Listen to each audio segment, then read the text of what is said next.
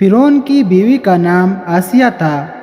فرعون کی داروغہ کی عورت کا ایمان ان کی ایمان کا باعث بنا۔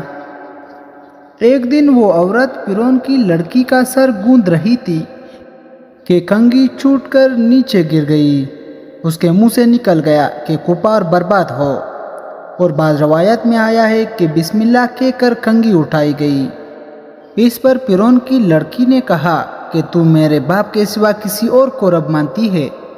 اس نے کہا ہاں، میں اللہ کو اپنا رب مانتی ہوں۔ اس نے غصے میں آ کر آپ کو مارا پیٹا۔ اس کے بعد فرعون کو بتایا۔ فرعون اس پر بہت غصہ ہوا۔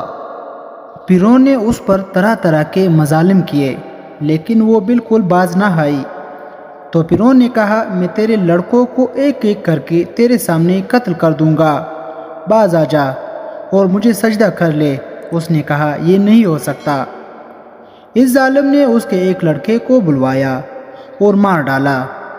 اس عورت نے اپنے لڑکے کو اپنے سامنے قتل ہوتے دیکھا، لیکن اس نے صبر کیا۔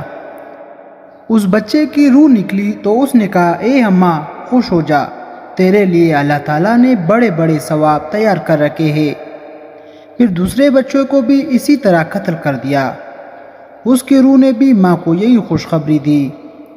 فرعون کی اہلیہ ان دونوں بچوں کو قتل کرتے ہوئے جو خوشخبری انہوں نے سنائی تھی، انہوں نے بھی یہ سنی تو ایمان لے آئی۔ فرعون کو بھی اس بارے میں علم تھا۔ ایک دن اس نے اپنے دربار میں کہا کہ تم میری بیوی کے بارے میں کیا جانتے ہو؟ سب نے خوب تعریفیں کی۔ تو فرعون نے کہا تمہیں نہیں معلوم یہ میرے سوا دوسرے خدا کو بھی مانتی ہے۔ پھر مشورہ ہوا کہ انہیں قتل کر دیا جائے۔ فرعون نے کہا جو تمہیں سب سے بڑی چٹان ملے تو اسے اٹھا لاؤ اور اسے چت لٹا کر اسے کہو کہ اپنے عقیدے سے باز آ جاؤ۔ اگر باز آ جائے تو میری بیوی ہے، عزت و حرمت سے واپس لے آؤ۔ اگر نہ مانے تو وہ چٹان اس پر گرا دو اور اس کا قیمہ بنا دو۔